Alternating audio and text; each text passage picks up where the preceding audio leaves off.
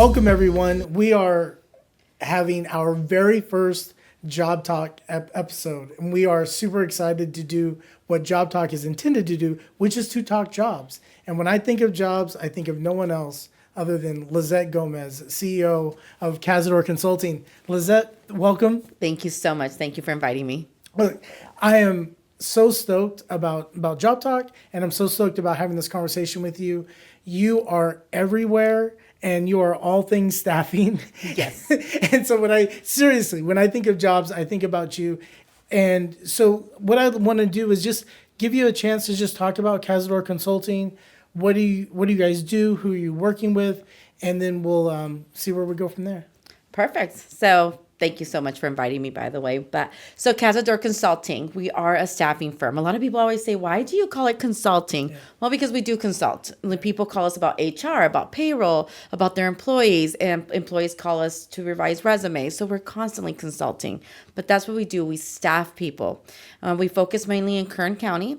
What I do is companies call me and say, Lizette, and I say me because I feel like I'm very attached to my company. I'm very involved. Yes. They call us and they ask us for HR clerks, HR generalists, accounting clerks, and we go and we find them the right fit.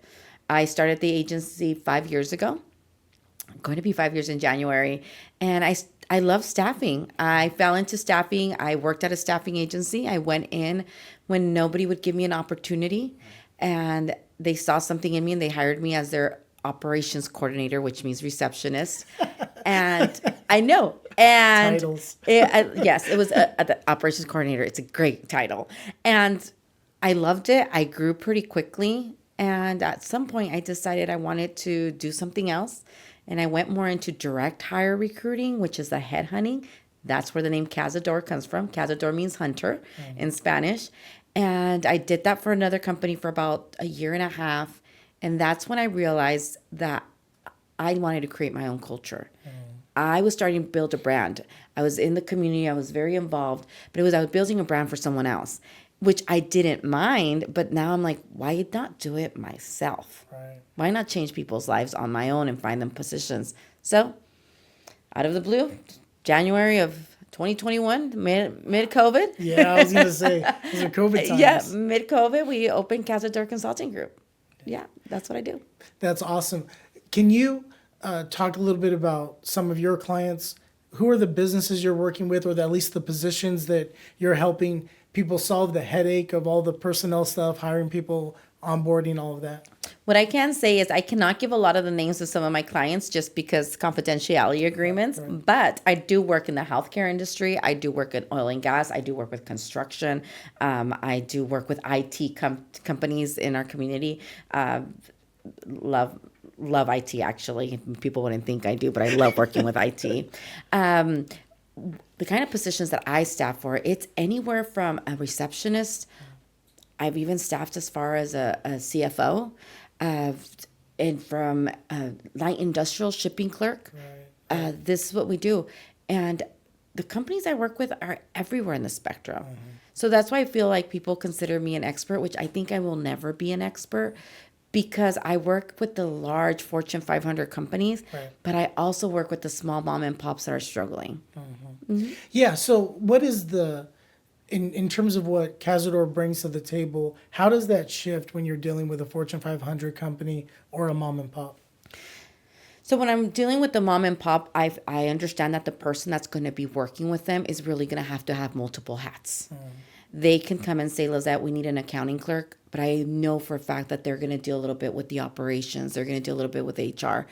And also, I also know that the money is a little bit, their P&Ls are a little bit different. So I am able to work with them to really identify the right person that we can cultivate, that we can nurture, that we can create to be that perfect employee. Mm-hmm. When it comes with Fortune 500 companies, they have different departments and their job descriptions are very specific. Right. This is what they need and this is what they're going to do. So then I focus more on the department head of that department. Understood. Yeah. What they know how to do and what they need. Mm-hmm. And then when we recruit for that, that's exactly what I'm looking for, the job description and what that department head needs. Yeah, that's really cool. So some people are hesitant to work with staffing agencies or, can you talk about, so what I know is that a lot of companies use folks like you almost entirely. Right. So what would you say to the job seeker who's a little hesitant about, signing up with you and working with you directly? Just talk about that whole dynamic. Don't be, first of all, don't be afraid to do it. And I'm saying this, don't just come apply with Cazador. Of course, I want you guys to apply with me. You put your resume out there to the different staffing agencies. We all have different relationships. We all have different companies we work with. When you go through Indeed or ZipRecruiter or any of those job platforms, your resume gets put into a resume parser system. Then we put a job description and it gives us the resumes. Great, that's a resume. Now we have to look at it. Do you qualify? When you work with the staffing agency, you are working directly with the people who are working with the people who are making the decision. Right.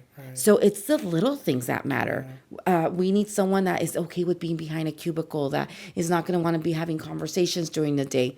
The resume doesn't say that. But when you come to us, you can tell us, I had applicants tell me, Lizette, I don't want to be in an environment where people want to talk to me all day. I just want to be behind a desk, left alone. That's when you go to a staffing agency, because we will find you that job. Great. And why not have your resume in front of all the different staffing agencies in our community when we all have different relationships? That's important for you guys to know. Right. I might work with some companies, but the other staffing agency might work companies I don't work with. Send your resume everywhere. Oh, that's awesome. That's awesome. So you said something that caught my attention. The resistance to working with the public or whatever. So, starting your business in 2021, again, that's the height of COVID. And then you have young people that got really used to not having to get up off the couch and go and actually engage with folks. And so there's all of that. Is there any part of your consulting that is either for the employer dealing with those potential candidates or the job seeker themselves dealing with the reality that, no, you actually probably should engage with people face to face, eye to eye, in person? Yes, I do have to have a lot of that consulting. I do have to sit down with the employers and sometimes explain to them, this is in these last years, this is what we created. People who want to work remote, who want to be more behind the scenes. And so I try to coach them to understand that they have to bring them in little by little, and they shouldn't be as frustrated. They should just coach them. But then on the other hand, with the applicants, I really have to have more a very stern conversation with them, because these companies are looking for specific individual, and being out in the public and being out in a company working with other people and having communication with people is very important for the success for someone. I feel we got stuck in a situation where we're just going to be behind the scenes working remotely and we're not going to be having conversations with people. Well, guess what? The way you get raises and the way that you get promotions is by other people knowing how great you are. Yes. Not just you working by yourself. Yeah. And you alluded to this earlier, but it's all about relationships, right? Yes. It's your relationships with the businesses. It's your relationship with these job seekers. And then it's when they get hired, it's their relationship with their boss, the management team. And if you're so behind the scenes that nobody sees you, then don't be upset when it doesn't turn out the way you want it to. Yep, personal connection is very important. Doesn't mean you need to be best friends with your boss or with your coworkers, not at all. But personal connection is very. If you're falling behind on invoicing, but you work with a group of 5 and you all know each other, you're gonna have each other's back. But if you're by yourself and you don't talk to your coworkers, they might not help you out as much as you would want them to. Yeah, and it's funny because when you talk about telework or remote work, one of the downsides to it is the loss of that personal connection. If you do, say, full-time telework, other people get brought in on the team that you never meet, you never sit down with. And for what it's worth, what you just said is spot on truth, that if there's not a personal connection, you don't work as hard for that other person, right? You're not going to say that. No. But that call gets answered a little slower. The ask gets handled a little slower when you don't feel that personal connection. 1,000%. Connections at work. You spend 8 hours a day at your office. Those connections are very important to where your career is going to go, either the negative or the positive. Right. When you're working by yourself, you don't really have the ability to really create that connection you need to really enjoy your work environment also. Yeah, and it's funny because, I've been helping people find jobs myself for 30 years. It's hard to say, but let's not talk about age. I know it's actually 32, but we'll just keep that a secret. And that has always been a thing. So what people will I type 78 words a minute. Everybody should hire me. No, you're kind of a jerk, right?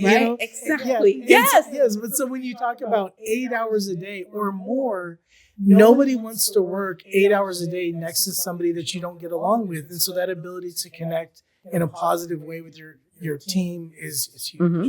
And, when people tell me they type 78 words per minute, is amazing that they know how to do it. When I started in staffing many years ago, that was super amazing. But now I have to think, does that employer that I'm staffing for allow dictation? Mm-hmm. Right? Mm-hmm. Do they allow AI? That's right. So if they do, and you're speaking into your computer in order to correct what you're saying and copy and paste it, right. Those 78 words per minute. Yeah. Just left. Yeah. It's really sad to see some of that, right. But at the same time, the amount of work that we're able to get out now is pretty amazing too. Yeah, well, because in the era of AI, a lot of that is, if what was holding you back was your grammar, let's say, well, AI is going to handle that for you. And it just leans it more into the area of personal connection, your personality, how well do you get along, how well do you connect with others? Yeah, I completely agree. AI can be used for a lot of positive things. Yes. Yeah, if it becomes the assistant to the employee, that's the prime, that's where the ideal setting is. Exactly. Use it to your benefit. And I use AI quite a bit, and I'm okay with it. And I let my team members know also, I don't want you to lose a personal connection that we have with our clients, which is companies and applicants, but use AI to make things a lot quicker for you. That's it. Mm-hmm. Yeah. When that task, whether it's research or fine tuning a document you're working on, that would take another, hour or two, when you can just have AI comb over it, fix it a little bit, and then move on. That's huge. It's very huge. Important thing, review it. Review it. Yes, I've had instances with people submit resumes, I'll tell you, and you can tell that they talked into Chat GPT. Yes. I don't know if I can mention, but they talk into Chat GPT, right? Fine, and then they're putting the resume in there, but then the resume gets spit out and it gets sent to us. Mm-hmm. But there's things on their resume that's about their personal life because they were talking to it a little bit too much that I do not really want to see on the resume. There's been little sentences. I'm like, you don't basically need to work because you can have other people do your work for you. I'm like, and I did not need to write that on your resume. The thing about the boyfriend and the breakup, that's probably not best on your resume. So check your resume, check your cover letters, because if you just copy and paste it, you're also doing yourself a disservice. Yeah, that is the AI system is going to create a lot of redundancy. And yes, it doesn't take away your personal responsibility to make sure that you've edited it appropriately so that it reflects you and not just a standard bot-driven template. Exactly. And you know what? It's mistakes we've made. Like I said, learn from my mistakes. I sent out a direct hire message and I left the insert here on the message. And so one of the applicants responds to me. They're like, ma'am, I would reread your message. Oh, man. But it's okay. We're humans. Yeah. We're learning how to use this AI. And so check your work before you send it out. Right. Okay. So one of the things that I've learned working with you that I didn't even think about before, that I'd love for you to talk about a little bit, is because you're so boots on the ground in staffing, you've got a sense of where the economy's going and, all of this, like ahead of what a normal person like me would. So can you talk about that? What in your industry and how you do your work, what is it that you start to see that lets you know things are getting better or maybe a little tighter or whatever? So the companies I work with start retracting. They start letting go of temps little by little, or they start asking for more employees, and we see it ahead of everybody else. It really, when the federal money started getting, it was less money than they were receiving. Right. I started seeing it maybe 6 months before it happened. I'm like, okay, these companies I work for are not asking for as many orders. They're keeping their temps longer than the contracted hour, right? Because they didn't want to bring them on permanently. So we get to see that information. Also on when it's about to grow, when it's about to pick up. For example, right now, don't know why, I have 8 engineering positions that are open. I have not had that many engineers in the oil and gas industry open for a while. I have construction superintendent positions that are open. We hadn't seen that for a while. So that lets me know, okay, we're growing, we're building more homes, or somebody just got a contract somewhere, right, to build more homes. Somebody got a contract somewhere to drill. Those are the information we start getting by what the clients are sending us. See, that's so incredible for me because, as the county's chief workforce development officer, right, you tend to lean on database information, jobs EQ. What is Cal State Bakersfield saying? What are their professors in whatever industry? What are they talking about? But that is also so often lagging information where you're getting it, early. And that's for job seekers, for employers, knowing what's going to happen is so much better than knowing what has already happened. I've had companies that now are very successful, and I'm very proud of them. They reached out to me a year before they were going to launch and started asking me for executive positions. And I knew the industry they were going to be in. So at that moment, I knew exactly where there was going to be jobs in Kern County because of the kind of contracts that they were going to be receiving. And that's information that most people won't have. It's not in a database yet. So I'm very fortunate they get to see that. But I also see the scary side of it because my company relies on people being placed. So then I start seeing when we're retracting, it's like, I need to pivot. What other industry do I need to go to? So the shipping industry, right? The container industry, is that where I focus? The construction, the ag. We know what industry is about to boom because that's where we need to ship our focus. Right. Yeah. And so, I want to get to your employer clients here in just a second, but back to the job seekers for a second. What an asset if you're a job seeker and you're connected to Cazador. The job, let's just use clerical jobs or staff supporting jobs. The industry may change, but the job doesn't, right? And so you might be helping somebody get placed in one industry, but if that industry starts to retract, you pivoting actually pivots for the job seeker who doesn't know that one industry is going to tighten while another one is going to be expanding. I don't know if you want to talk more about that, but I think that's incredibly key to whether or not somebody should work with somebody. Yeah. I feel like having a relationship with your recruiter and with the staffing agency you're working with is really important. For example, if you are working at a call center, and I'm not saying all call centers, you're working at a call center, you better be the top 10. You better be really good at what you do and be the best and get yourself into a management position. Because as this community starts embracing AI the way other bigger metropolitan areas have embraced it, call centers might start getting a lot smaller in our community. So if you work with me, we'll start letting you know, hey, there's a position at this industry. Maybe you should apply for that.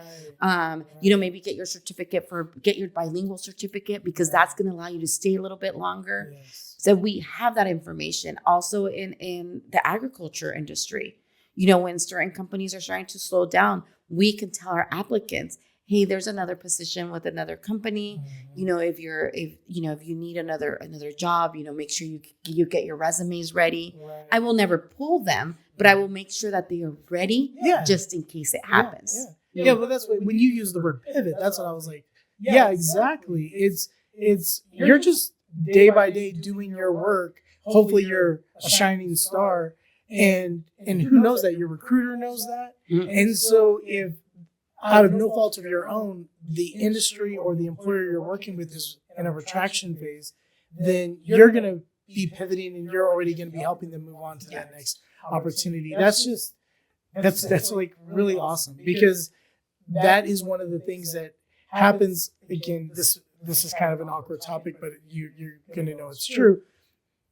Sometimes, I won't say all the time, but sometimes the last to know about a downsizing are the employees, Yes. right? Because the employer knows once that gets out, you're going to already start to jump ship. Well, even if you're kind of the last to know, your recruiter can be your best asset to getting you transitioned immediately into another opportunity. Yeah. I completely agree. And yes, and it's really, I, as a business owner myself, it's a really, you need to continue, your company needs to continue. You still need to provide business, right? You still need to close the orders. So when you have to retract because the income is not coming in, our employees are usually the last to know, and it's really difficult, especially when you have a great relationship with them. And if you're using a staffing agency and you have a recruiter and you update that recruiter how you're doing, and hey, haven't heard from you for a while, but I'm doing really well. I got this promotion. When you no longer have a job, guess what? You're going to go on the top of our pile. Because we know that you're amazing, you did good, and you were a great employee. It's just unfortunately the circumstances of the company. And that happens again. Back to what we were talking about earlier. Oil and gas over the past 10 years, just the lack of permitting and whatever that has led to a lower need for labor, and so you might have been really good, but in some cases your entire company left town. And so, like, who helps you pivot, right? Who helps exactly you? And those are the relationships I have built. So I am a relationship, as you know, I build relationships. But people that I have placed years ago, when I started in staffing, when my boys were small, so that was many years ago, their companies have left or they want to change industries. They come to me, and I am happy to represent them because I know what they can do.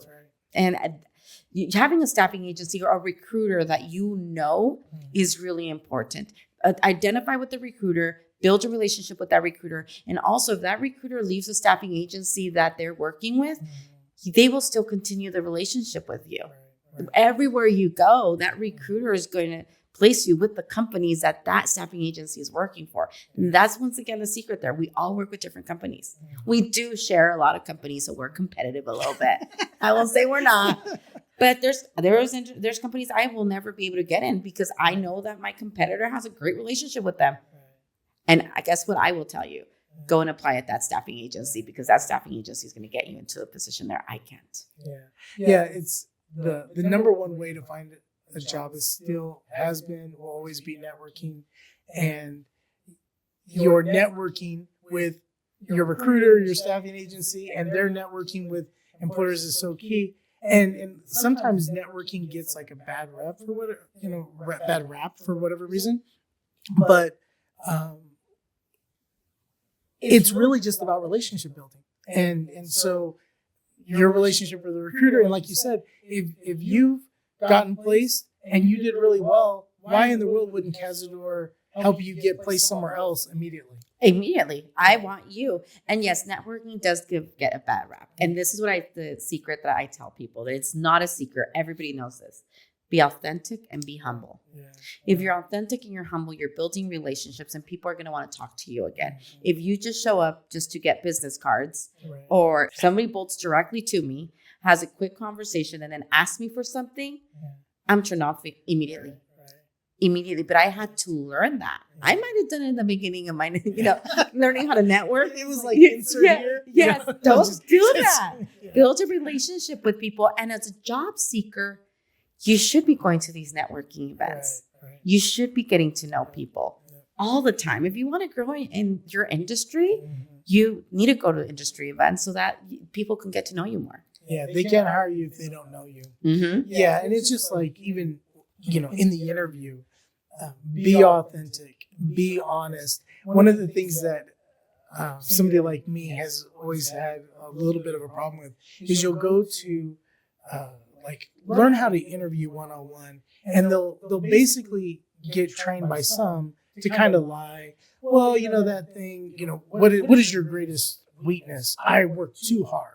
You know what I mean? I'm an absolute perfectionist. I have to, they bring in security to like march me out of the building. It's like, really? Really? Now, if it is you, right? So Lizette, it might be you, Right. but it's not everybody. No. And so we've got to be honest with that because nobody wants to start a relationship based on the lie. And that Exactly. includes your employment relationship. You better be honest. If you are an overthinker and it takes you longer to do your job because you overthink everything, it's just better to say what is your greatest weakness. I'm an overthinker, but that makes me double check my work because I want to make sure that the work I'm submitting to you is very accurate. Yes. I didn't lie, but then immediately the employer also knows, but it's not a bad thing. It really isn't as long as you say it the right way, but don't go say you're a hard worker when you're not. That's right.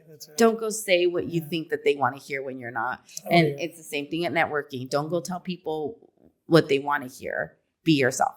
Yeah, it's funny because when I interview people, I will almost always ask follow-ups because of the thing, well, I'm a hard worker. Give me an example.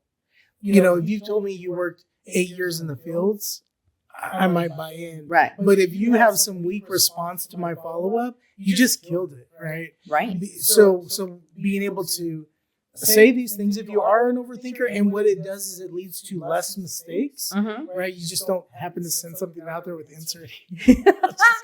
I'm going to roll the answer.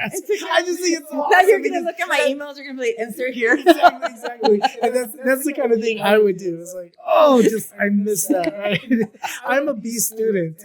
And that 20% between me and 100% is like the insert here. So I kind of relate. I tell people I am diagnosed ADHD. I am. And so I go through things a little bit differently. And when I'm working at 9:00 at night, because I own my own business, right? And nobody works harder than you. That's right. Yes, I have. My employees are amazing. But I don't double check that kind of stuff. And then I get in trouble. I totally get it. So let's talk a little bit about your employer clientele.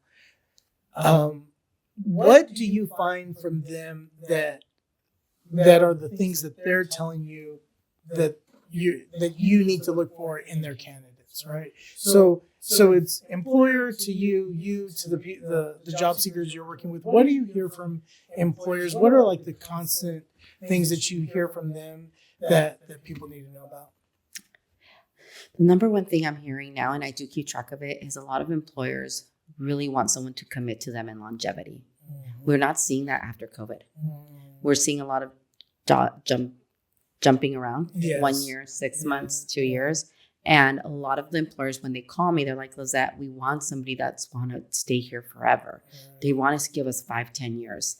And that was not common when I started in staffing. Okay. When I started in staffing, if you had 3 years or less at an employer, we're like, what happened there? Now it's like 1 year, 6 months, 1 year and a half, 3 months. This is what we're saying. Another thing that my employers really look for is people who are really going to show up on time. And I get it. We have lives. We have businesses. We have kids. We have everything. But punctuality at your job really talks a lot about the commitment that you have to the job. Right. And it's little things. I even get it with my executive level positions sometimes. It's like, we just want someone that is going to show up to work and is going to enjoy being at work. And when they say they're going to be there, they're going to be there. It's really interesting to see because I wouldn't see that years ago. Right. Another thing is just people who really are passionate about their work. They want to feel that you're passionate about your work. So if I'm interviewing an accounting manager, I want to see the passion in accounting for that person because then that person is going to make sure that they don't make as many mistakes because they really love what they do. Right. So employers want to see that.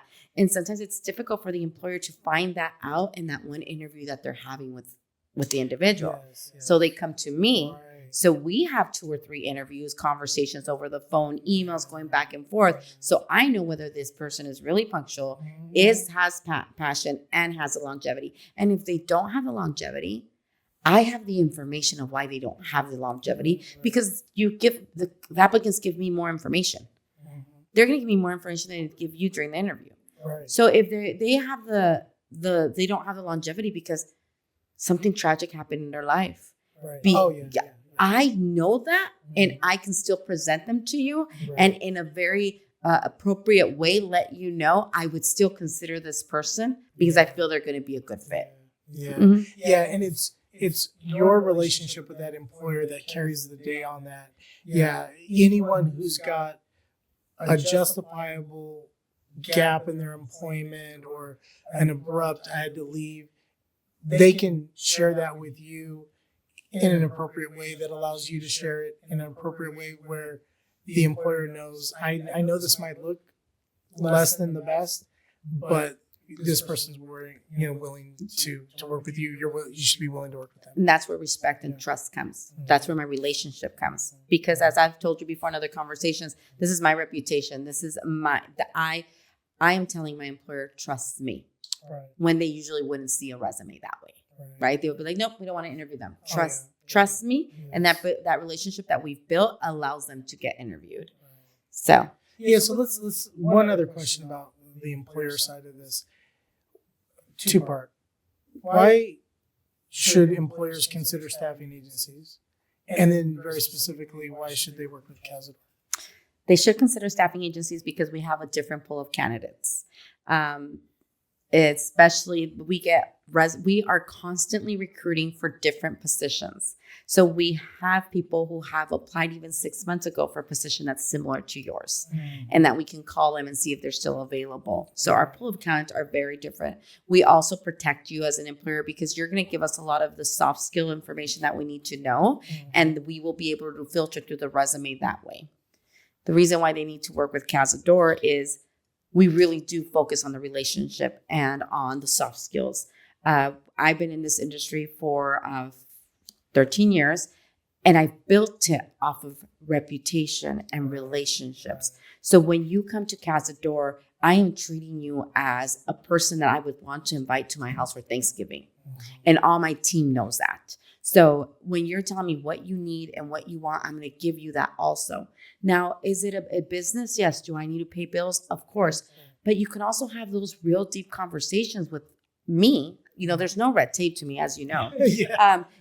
Of like, Lizette, our P&L is not looking where we want it to be, but we really need to bring in 3 new employees. What can you do? Let's have that conversation. Let me help you build the team that you need to be successful. Right. Because that's all I want. I want success in this community. I don't place people just to place them. I place people because I want to one day when I walk into anywhere and somebody looks at me and says, you placed me, that makes me want to cry. Right. Because that means I changed their life. Yes. So that's Cazador. Cazador is more of a personal touch. And we're really good at what we do. We make sure we reference, we make sure backgrounds, drug screens, everything is done, but we do it as we're building a relationship. I have said no to clients because they don't want to give me the information that I need from my candidate to be successful. It is not fair to the candidate if you're not giving me the soft skills they are needing to work with your supervisors for them to have success. It's not fair to the candidate. It's not fair to you because ultimately you're going to be paying an invoice and that invoice is not going to be cheap. And I'm going to have to replace that person because they didn't work out because you didn't give me the information you needed. Right. So that's where Cazador comes in. We build a relationship. We create the trust. And in that way, we send you the right employees. Yeah, that's awesome. So a little bit more professional still, but slightly personal. You're everywhere. You're literally everywhere. What are some of the boards or other things that you've gotten yourself involved in as a part of your commitment to Kern County? I've been involved in many boards. Right now, I'm involved in the not most important one, but this year is important for my life and where it's taking it. I'm in the Bakersfield Women's Business Conference. I'm the chairperson. So it's the biggest conference in Bakersfield. 1,500 individuals are there, and we inspire women to be entrepreneurs or be leaders. And so I'm on that one. I'm on the Blood Cancer United committee. So that's what used to be the Leukemia Lymphoma Society. Okay. I'm also part of Downtown Rotary. I'm also part of NABO, National Association of Women Business Owners. I'm on the Dress for Success committee, not on the board, but I'm on a committee that helps them create events. workforce development board. Yeah, I was gonna say. And I'm on, which is actually one of my favorite ones. When I miss one of these, I'm like, darn it. I really, and I'm also on committees with the workforce development board. So I'm very involved. And this is what I can say. I would do a lot more if I could. And I know that I'm going to miss 1 or 2 or 3. And I'm sorry to the people out there that I missed. I believe that if you're really passionate about something, you're going to make time for it. Yeah. And I'm very passionate about my community, about giving back, and my family. So I make sure that when I'm involved, that 1.5 hour I'm with the workforce development board, I am giving it 100% of my time. Yes. That 1 hour I'm with my boys, I'm going to give them 100% of my time. Right.